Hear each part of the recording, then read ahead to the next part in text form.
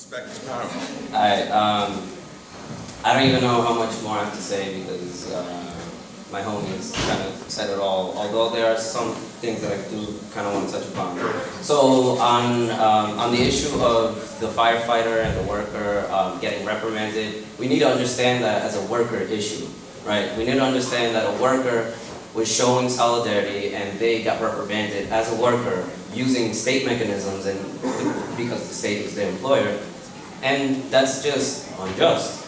Workers need to be able to determine how they express themselves on the job and how to, best conduct themselves. So we definitely do need to stand beside the worker that's getting reprimanded unjustly, because that's worker solidarity, right?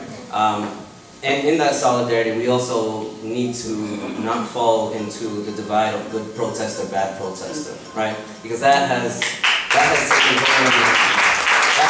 hold way too much within this conversation locally, nationally. We have folks that are down with the flag burning, but not down with this.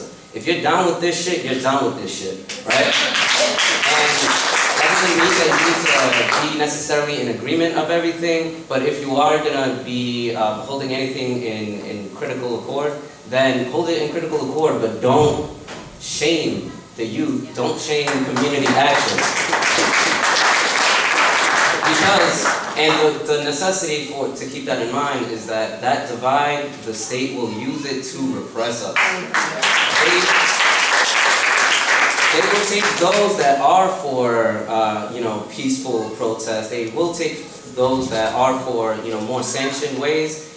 They'll use you.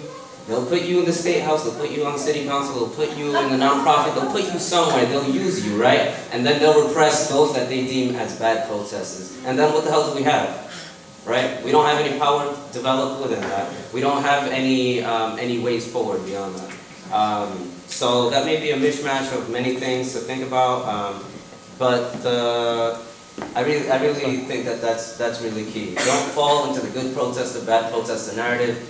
It's counterinsurgency tactics. Don't fall into it. This nonviolent bullshit versus violence. We need to have that conversation. We absolutely do, and it is a question of strategy. It is a question of diversity of tactics, but it's also a diversity of strategy. And we need to not shame people into using particular mechanisms. I ain't gonna vote because they're not gonna count that shit. If they count that shit, who the hell is it that we have to choose?